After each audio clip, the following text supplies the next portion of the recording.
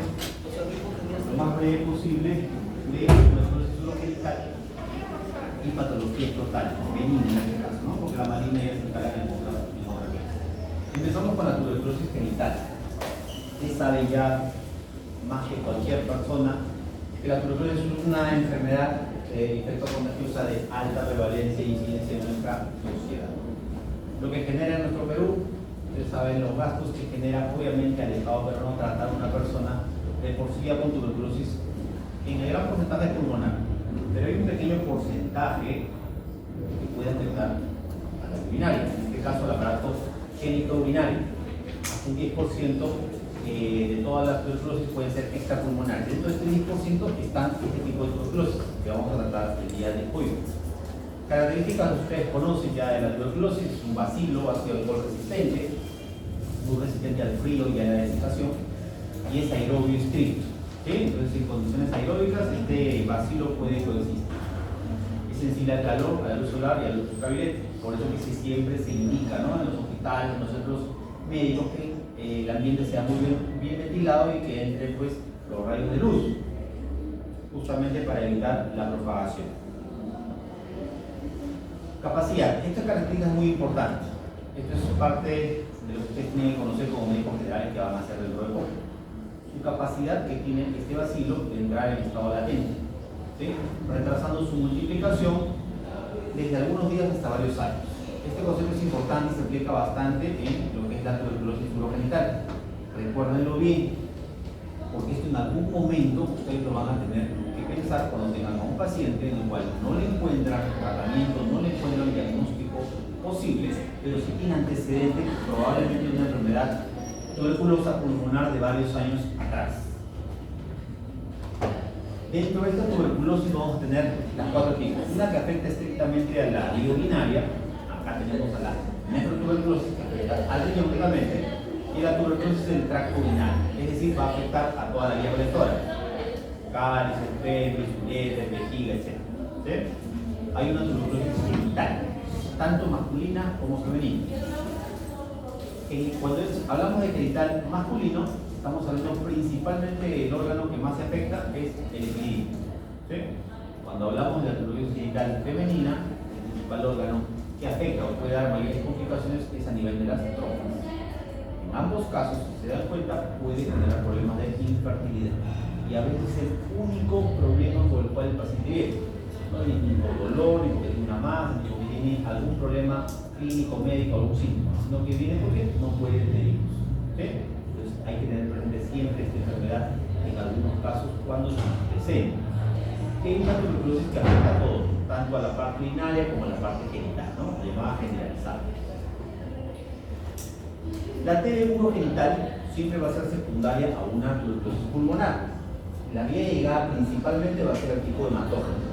Es decir, primero la tuberculosis va al pulmón, se queda en estado latente, hace su complejo primario y puede estar muchos años en ese estado hasta poder, a través de torrente sanguíneo y hematógena, llegar a la corteza renal. Una vez que llega a la corteza renal, ¿qué pasa? Estos bacilos se quedan atrapados en los glomérulos. Recuerden que en la corteza renal está la mayor cantidad de glomérulos del riñón. ¿Sí? Entonces se quedan atrapados ahí y empieza la destrucción, ¿no? Las lesiones iniciales pueden ser silentes durante muchos años, imperceptibles, vas a estar tranquilo como si nada.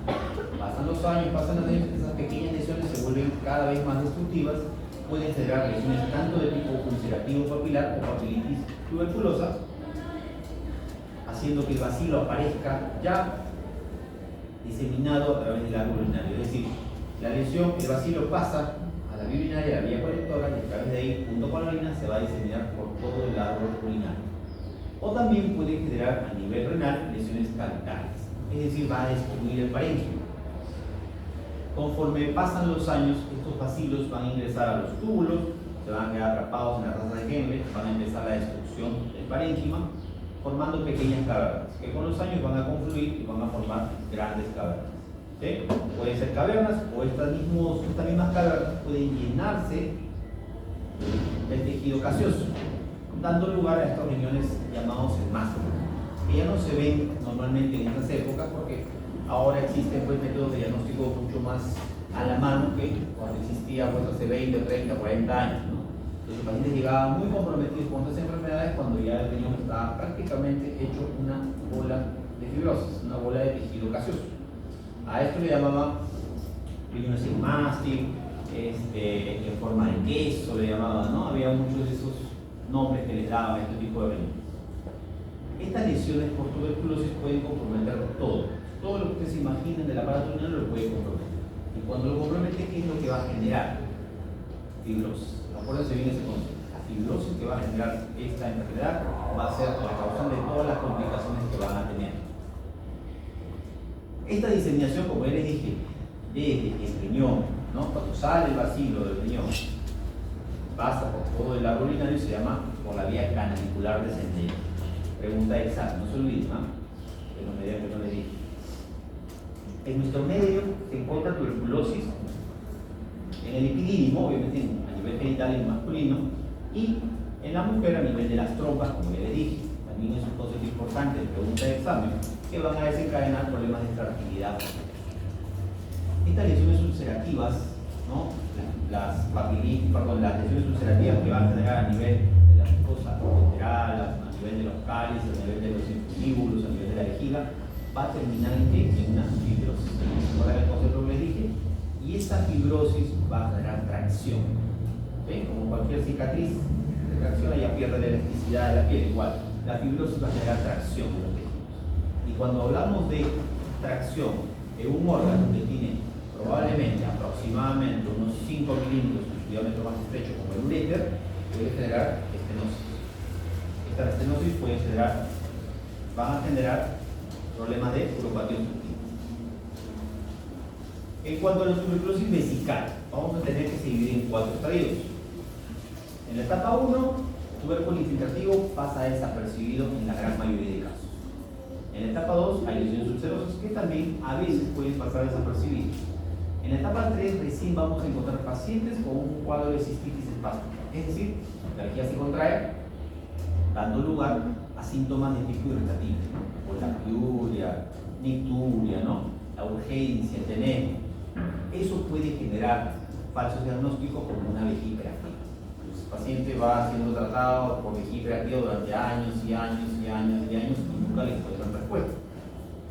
En la etapa 4 se hace evidente ya la fibrosis, ¿no? Esta fibrosis va a hacer que la vejiga se retraiga, pierda su elasticidad, pierda su capacidad de compliance para poder llenar el contenido de la orina y se va a generar una pequeña bolsa fibrosada que obviamente no permite el llenado y por ende el paciente constantemente está yendo más agua. Esto puede llegar a una completa obliteración, un completo cierre de la cavidad vesical. ¿Sí? En estos casos, en las 3 primeras etapas, lo que les he dicho, el tratamiento es estándar. Así como maneja un paciente con tuberculosis pulmonar, igual. Obviamente a veces tenemos que prolongar un poquito más el tratamiento en algunos casos. En la 4ª etapa es la única que va a requerir cirugía, ¿no? Esta cirugía es una cirugía de reemplazo, es decir, una cistectomía, sacar la vejiga, esa vejiga que ya no tiene función y a partir de su capacidad de elasticidad, y se le reemplaza por un tejido, una neovejiga, hecho de tejido entérico, ¿no? Eso lo vamos a ver más adelante. Estas lesiones en vejiga va a generar también a nivel de los meatos o del trígono la fibrosis. Con la fibrosis va a hacer que estos meatos, que cuando ustedes tengan la oportunidad de ver una citoscopía, la forma de los meatos se va a alterar, haciendo que estos meatos se abran, formando los famosos meatos en hoyo de golpe. A nivel de la vejiga, como hemos visto de la vejiga, va a generar la microvejiga, llamada microvejiga, y acá hay otro concepto importante. No es necesario que una tuberculosis pulmonar inicial primaria haya sido pues, aparatosa como para poder esperar después de muchos años este tipo de cuadros a nivel urogenital. Entonces, a veces basta, algunas literaturas indican que basta con un complejo primario, ¿no? Haber tenido de formar el complejo primario como para poder desarrollar después de muchos años este enfermedad. Dentro de los ámbitos diagnósticos que vamos a tener, son varios, ¿no? Tenemos una gama de elementos diagnósticos, pero que a veces uno solo no es suficiente, o a veces hasta 2 o 3 y no llegamos al diagnóstico. Por eso que al final de la lista tenemos esta que es muy importante, el criterio del especialista. Todo no sale nada, recal negativo, positivo, negativo, aparentemente no hay nada. Pero al final queda el criterio del especialista poder diagnosticarlo y poder empezar un tratamiento con estos pacientes. Dentro de la clínica, ¿qué tenemos en la clínica? Predomina el sexo masculino 2-1 sobre el sexo femenino. Generalmente estos pacientes, la gran mayoría tienen menos de 50 años al diagnóstico y el periodo latente va de entre 10 a 40 años. Es decir, paciente de 40 años que ha tenido tuberculosis a los 15 años puede tener este tipo de cosas. La forma habitual, como les decía, pues cuando estamos en una etapa avanzada de una cistitis grado 2 o 3, va a ser que estos pacientes vienen con un cuadro aparente de una cistitis crónica, ¿no? De difícil tratamiento, dan tratamiento, no mejora y además se sobreinfecta un 20% con bacterias como la Escherichia coli, que es la más frecuente. Entonces esto encubre más el diagnóstico. Entonces se hace difícil el diagnóstico en estos casos. ¿Qué más tenemos? En la clínica, la hematuria, el sangrado. Tanto el sangrado macro como el micro. ¿Cuál es más frecuente? El micrococo. ¿Sí? Ese es el que predomina en este tipo de pacientes. Pueden debutar a veces con cólicos nefríticos, es decir, los fragmentos que van a ser desprendidos del tejido desvitalizado, destrozado, pueden desprenderse y tener la tendencia a que obstruya la vía urinaria y eso puede generar un cólico nefrítico. A veces debutan con cólicos nefríticos, pensando que son cálculos, le sacan su tomografía y no es nada. No es un fragmento de un tejido que se ha desprendido en eso. Los coágulos también pueden generar este tipo de cólicos. Y el otro tipo de sangrado es el sangrado en el seno, el hematosfera, que también es el único síntoma o signo clínico que te puede indicar el paciente. Astenia reversa del casamiento son síntomas generales que pueden tener también muchas otras enfermedades, pero en febril o tóxicas son raros y encontrados en el tiempo. ¿Ya? ¿Qué más tenemos? En el epidídimo, como le dije, en el varón, el órgano que más se afecta es el epidídimo. En este caso va a generar nódulos. Estos nódulos generalmente no duelen, no fastidian, no molestan, no incomodan, simplemente el paciente se lo palpa con un engrosamiento, un nodulito en la zona del testículo, en el polo superior. Y esto se debe a la presencia de nódulos epididimales a nivel caudales, fríos, indoloros, son únicos. Por eso, por esta característica, esos nódulos tienden a crecer mucho. Crecen sin dolor, el paciente mientras no le duela, no va al médico y a veces llegan con grandes nódulos epididimales. Las masas lumbares palpables en estas épocas ya es raro encontrarlas, pero puede haber, debido, como le decía, pues, a los elementos de diagnóstico que tenemos ahora. Las fístulas cutáneas lumbares, cuando pues este material sale o drena a nivel lumbar, así como puede drenar a nivel lumbar, también puede drenar a nivel escrotal, lo que le llaman las escrofias. El material tuberculoso, de secreción tuberculosa, puede drenar a nivel lumbar, así como a nivel escrotal. En condiciones normales, cuando ustedes hacen un tacto rectal, no deben palparse las vesículas urinarias. ¿Sí? Pero en estos casos, estas vesículas pueden estar aumentadas de tamaño, engrosadas, talinduradas y se pueden palpar a través del tacto. Recuerden la teoría de Colombino, pregunta de examen. Paciente varón con síntomas del tracto urinario, al examen físico, pequeño nódulo a nivel epididimal, examen de orina, cultivo negativo, leucocitos abundantes, pH ácido, obviamente tienen que pensar en la triada de Colombino. ¿Sí? Este es el clásico que van a venir algunos pacientes. Tiene que plantearse siempre la presencia de esta tuberculosis cuando estén al frente de una cistitis crónica, de una evolución estacionaria o que no ha habido una evolución satisfactoria, cuando encontramos piuria ácida persistente, o sea, leucocitos o grupos negativos, o sea, de manera persistente, o que haya presencia de sangrado tanto en el semen como en la orina, cuadros de epididimitis caudales frías y sobre todo el antecedente de haber tenido tuberculosis pulmonar previa, ¿no? Años antes. ¿Qué otro método tenemos? Laboratorio, ¿ok? Tenemos el BK, el cultivo, el de extracción de cadena de la polimerasa, técnicas de ELISA, etcétera, etcétera. A veces estos métodos directos salen negativos, tenemos que echar mano a los métodos indirectos, ¿no? A nivel del exudado, la presencia de leucocitos, el ADA positivo, el PAN positivo, frecuentes de las mononucleares. A veces ni siquiera con eso llegamos al diagnóstico. Echamos mano a los exámenes radiológicos. En este caso, todavía tenemos un examen antiguo, pero todavía válido en estos tiempos, que es la urografía esquetórica, ¿no? En este caso, nos puede dar información tanto funcional como morfológica. Nos puede dar información sobre la anulación funcional de un riñón.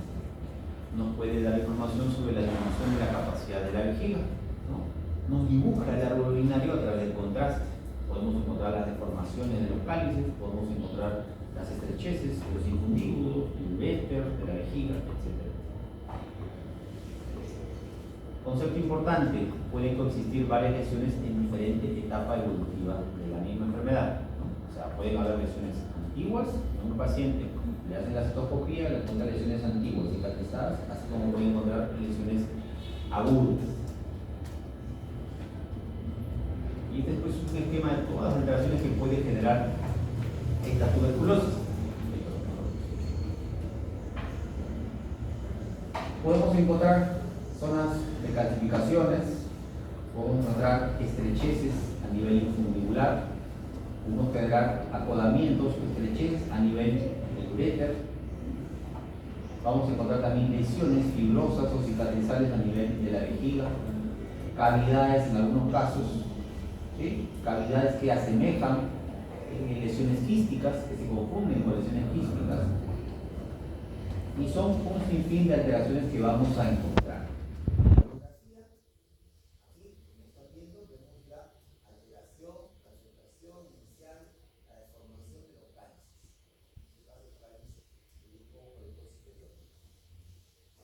Acá, la estenosis del infundíbulo, el conducto que comunica el cáliz menor con cáliz mayores, con cáliz mayor con la pelvis. Este infundíbulo se estenosa debido a la retracción, debido a la fibrosis.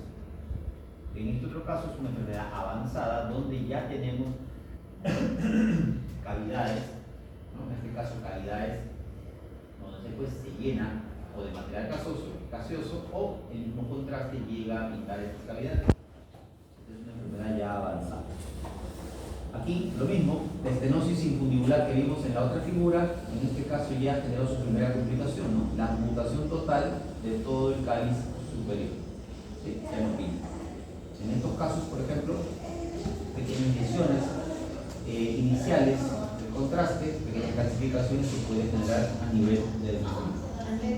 Este caso también es una enfermedad avanzada, ¿no? Como se dan cuenta y como les expliqué a mis alumnos, el uréter tiene un peristaltismo.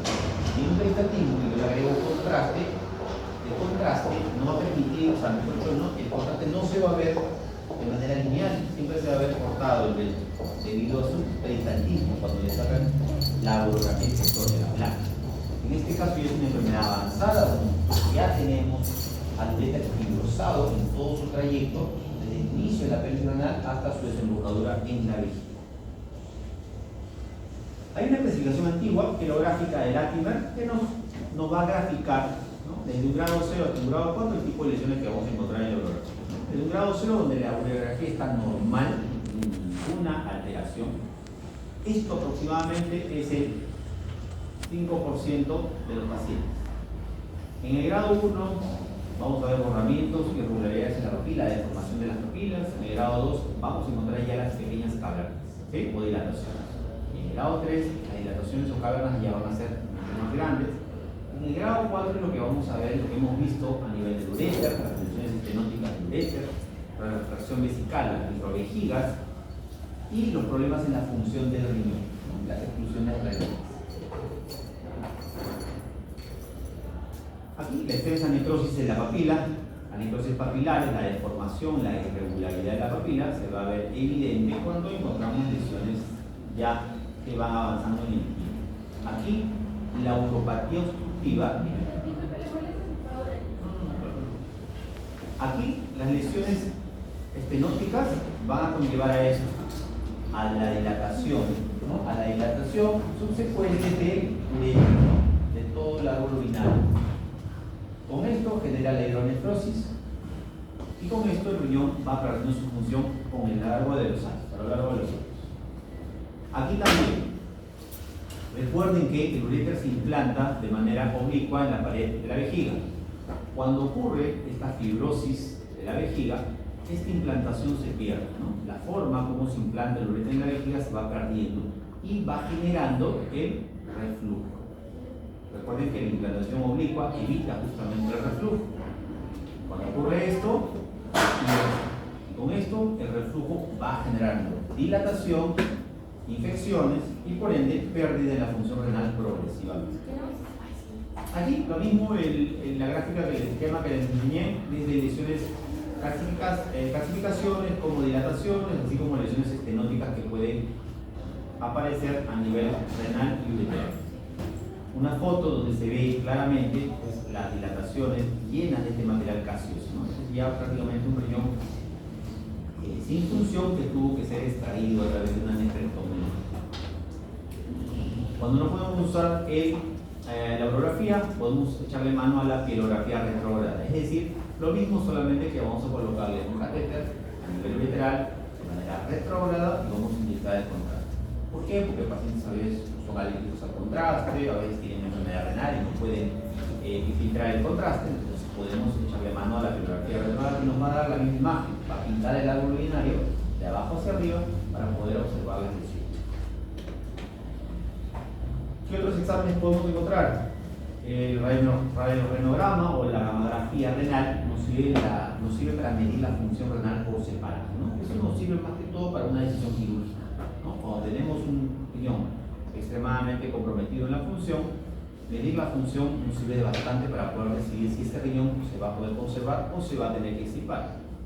Si de repente pues estamos delante de un paciente con horreno, imagínense, pues tenemos que ser más cautos. Si sacamos todo el riñón, también condenamos a este paciente a una insuficiencia renal o a una hemodiálisis de por vida. En algunos casos nos sirven bastante para poder tomar la decisión quirúrgica. La ecografía, poco valor inicial, pero sí útil en el control evolutivo de la enfermedad, ¿no? Cuando ya empieza el tratamiento. La cistoscopía, que es el examen endoscópico en urología, nos permite ver toda la vía urinaria inferior, desde el trayecto uretral hasta la cavidad vesical y la implantación o la desembocadura de los meatos ureterales. Nos permite ver lesiones, tanto ulceradas, tanto cicatrizales en la vejiga. Puede ver pues, la capacidad de esta vejiga cuando hablamos de microvejigas, los famosos meatos en hoyo de golf, ¿no? Que son producidos por la retracción de los meatos ureterales. En algunos casos nos sirve para toma de biopsia, para descartar, ¿no? O hacer un descarte de una posible neoplasia cuando hay lesiones muy sugerentes a él. En la tomografía, si bien es cierto, hay un valor limitado para evaluar la pared del uréter, actualmente existen tecnologías en tomografía que nos permiten ya una imagen mucho más fiel del árbol urinario, ¿no? Entonces, aquí ya la tomografía ha tomado un valor muy importante en el diagnóstico de la tuberculosis. Nos permite ver el parénquima, todo el retroperitoneo, que es donde están los riñones, nos permite ver si esos riñones están siendo desplazados, retraídos o están generando algún tipo de alteración a ese nivel. Como en este caso, ¿no? La tomografía nos permite ver todo el aparato, perdón, todo el espacio retroperitoneal y en este caso nos permite detectar pequeñas lesiones, ¿no? Estando sobre un paciente que tiene antecedentes de tuberculosis, síntomas, todo apunta que probablemente pueda tener el diagnóstico, una tomografía nos sirve de mucho, nos va a dar mucho valor en la información. La citoscopia, como les decía, puede encontrar lesiones agudas, así como lesiones ya antiguas, como en este caso cicatrices a nivel de la vejiga, meatos en el gol o cuadros agudos. La ecografía útil en el control evolutivo de la enfermedad.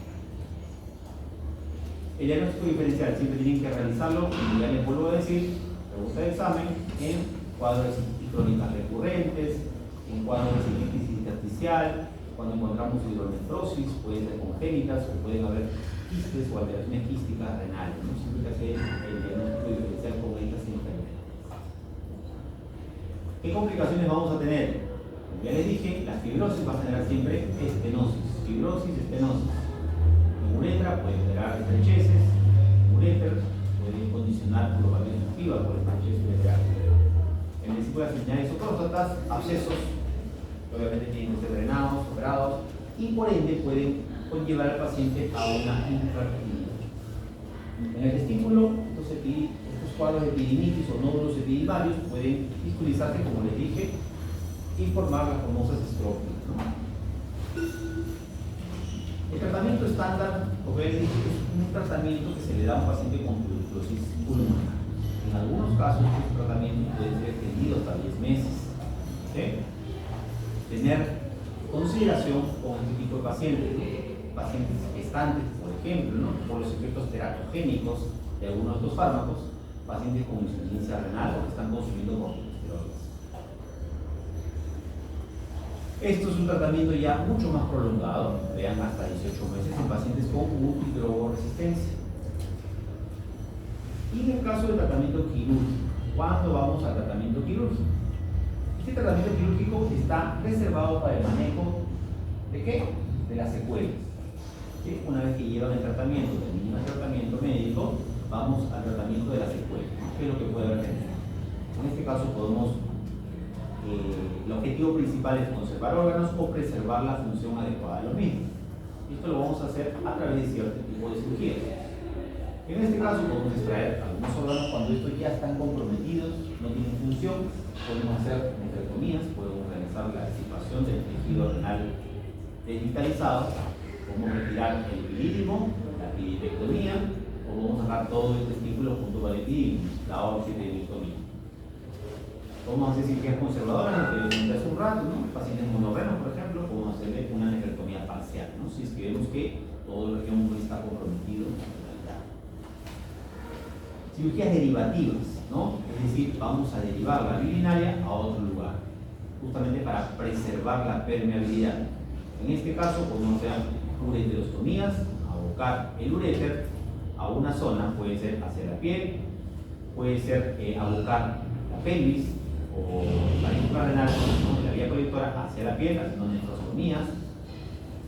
Podemos derivar la vía urinaria hacia la vía intestinal, ¿no? Con métodos como por ejemplo la de Dicker o similares. Podemos hacer cirugías reparadoras, en este caso las plastías, ¿no? Es decir, la zona que está afectada, resecarla y volver a reconstruir. En este caso la plastía de la CUP, o sea de la unión o de la juntura ureteropiélica, es una de las más comunes realizadas, ¿no? Porque en esta zona generalmente donde se encuentra una de las estrecheces fisiológicas del uréter es donde se va a generar mayor zonas de estenosis. ¿Sí? Entonces las plastías de estas zonas son muy frecuentes. La resección segmentaria de un uréter, ¿no? Es decir, un trayecto, un uréter puede estar comprometido, fibrosado, entonces ¿qué se hace? Se reseca y los cabos se vuelven a unir. A eso se refiere con la resección, la ranostomosis termino-terminal. Cuando, por ejemplo, resecamos una zona del uréter y el cabo proximal queda muy distante a la zona donde vamos a nuevamente reimplantarlo, o sea en la vejiga, ¿qué hacemos? Si está muy largo, podemos traccionar la vejiga, hacer un traccionamiento de la vejiga hacia el músculo del psoas. Con eso ganamos distancia y podemos hacerlo llegar al cabo proximal. En este caso son técnicas como la vejiga zoica, por ejemplo. Eso es cuando quiero hacer un reimplante urétero, un reimplante ureteral. En otros casos, en algunos casos, tenemos técnicas como la de Wari. Un segmento de vejiga se recorta y se genera con un tubo. Esto nos permite tener el uréter que se ha resecado, una porción de uréter, entre comillas, hecha con la misma vejiga. Con eso ganamos distancia para que pueda abocar al cabo proximal. Y cirugía de reemplazo, ¿no? Como ustedes ya saben, el trasplante renal. Algo que mucha gente a veces no tiene el acceso a este tipo de cirugías, pero en algunos casos, sobre todo a personas jóvenes. Y la hidrocistoplastía es la cirugía de reemplazo de la vejiga. Es decir, sacar la vejiga, hacer la cistectomía y reemplazarlo con un tejido, en este caso, con una parte del hilo, hacer una neurocirugía. Ahora vamos con las patologías escrotales, ¿sí? De manera práctica, porque nos queda poco tiempo, el escroto agudo. Este escroto agudo, el síndrome escrotal agudo, está caracterizado por un dolor intenso, ¿no? La aparición repentina, en la mayoría de los casos, una hipersensibilidad, ¿no? O sea, de dolor, puede haber aumento también de volumen, y en algunos casos requiere una exploración quirúrgica inmediato.